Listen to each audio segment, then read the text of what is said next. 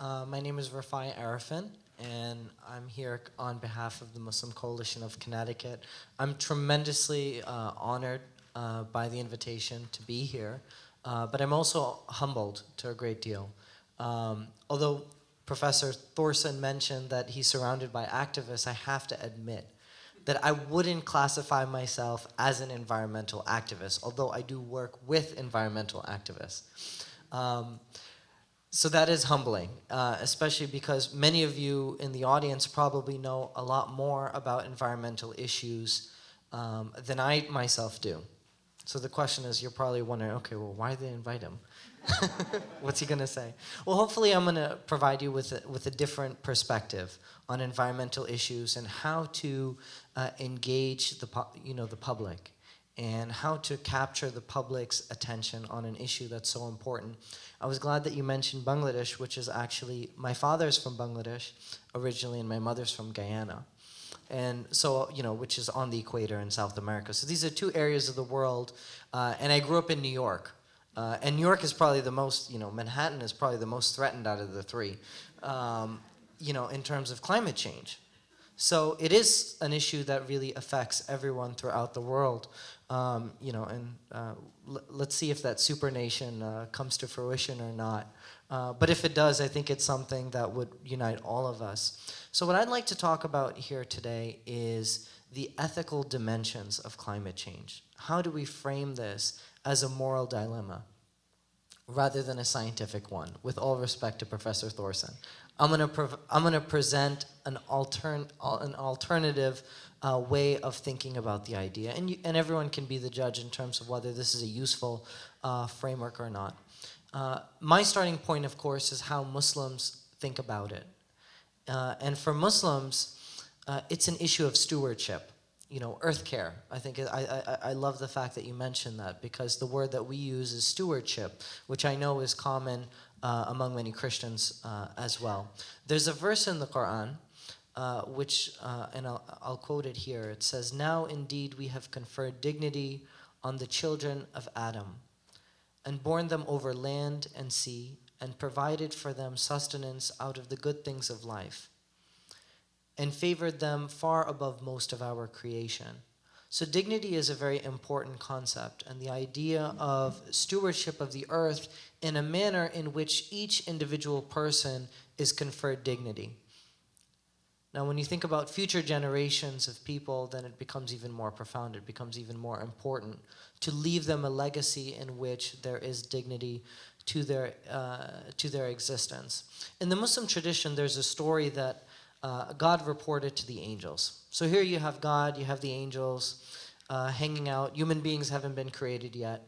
And God calls the angels and he says, I'm going to be creating mankind. What do you think about this idea? And the angels, are shocked, and they're really not happy with the idea. And they think it's a horrible idea, and they respond to God and they say, are you really going to create something? And they mentioned two things. They said, are you going to create something that will shed bloodshed on the earth, so warfare, and will spread mischief on the earth in terms of destroying the earth? So these are the two things that were mentioned, that these will be, that mankind will be the sort of creation which will wreak havoc on each other, and they will also wreak havoc on their resources and the manner in which they consume it. So this is what the angels were really concerned about it. Then God responded back to the angels and said, surely there's something about mankind that you do not know. There's knowledge about human beings that you don't, that you're unable to understand. So that leads us to the next question. What is it about human nature which is destructive? The mutually assured destruction, which is so important to the piece that Professor Thorson wrote. And what is the perspective of human nature which is constructive? Obviously, there must be something beautiful to human nature, because that's what brought us all here today. The issues that we're talking about will most likely not affect us directly. It may, but in all likelihood, maybe a nuclear disaster won't happen. Maybe there won't be any fallout. Maybe the rising seas won't affect us in any way. but they will affect our children, our grandchildren, other people on the earth. So there's something inherently unselfish, I'll use that word. There's something unselfish about caring for the environment. There has to be something altruistic in order to motivate someone to care about the environment. And I do think that popular culture runs against that stream, which is a culture of consumerism and the idea of the self, and devoting all resources in order to indulge one's own self in the things which are satisfying. Now, God, in responding to the angels and saying there's something about the human being which is redeemable, leads us to wonder, well, what is it about human beings that we can actually use to our benefit? Now, God creates mankind, and then the end point of the story is that God talks to Adam and says, I am appointing you as the steward on earth. The word in Arabic is khalifa. I'm appointing you as the steward of earth. I have conveyed my authority and my power on the earth, and I am extending it to you. And by extension, that responsibility, that accountability accrues to future generations. So for Muslims, it's a concept that ultimately is about morality and ultimately is about ethics. That we have a responsibility to the earth itself because it's something that God entrusted to us to take care of. And more importantly, we have to preserve that resource for future generations. Now, this is something that I think environmental activists do not reach to the people. This is a message that's rarely heard. It's often a tale of facts and figures. And you invited a lawyer, so good luck trying to get me within the 5 minutes. I'll try my best. But we do have that responsibility. There's in the Quran, there's another chapter. The reason I'm drawing on my tradition is because Islam is really a faith which is very poorly understood. So the more I can squeeze into this about the religion, I think it's beneficial. It's not, I've read the Bible many times, but my suspicion is that most of you have not read the Quran before. So hopefully you're hearing some new things. But there's a chapter of the Quran which is entitled Chapter of the Moon. And God says in there, surely we created everything in due measure and proportion. Which is a verse which Muslims know about quite well. But I've always been struck by the fact that verse is contained within the chapter of the moon.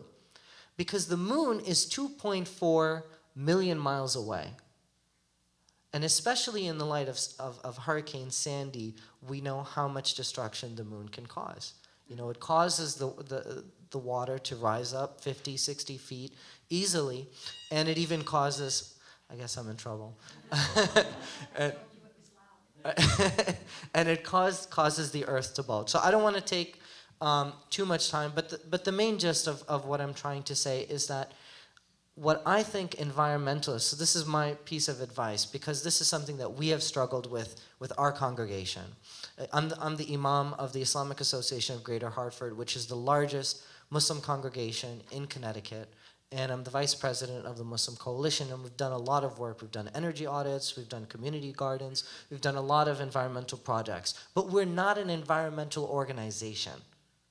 But we do a lot of environmental projects because it's something that we care about. So we have to broaden the scope. My advice to environmental organization is broaden the message and make it a moral and ethical one, because there's so many people in this country who may not care about the same issues that you do, but at the same time they want to give a legacy to future generations. And that's why I was so struck by the remarks of Mayor Bloomberg when he endorsed President Obama, is that his primary motivation for doing so was he felt we really ought to, as a moral and ethical basis, we ought to leave the earth in the same way in which we had inherited it. So it's a thought, hopefully it's a useful perspective, and I don't mean to lecture anyone, but hopefully it's something, this is how Muslims think about the issue, and hopefully you can benefit from that. So thank you all for coming.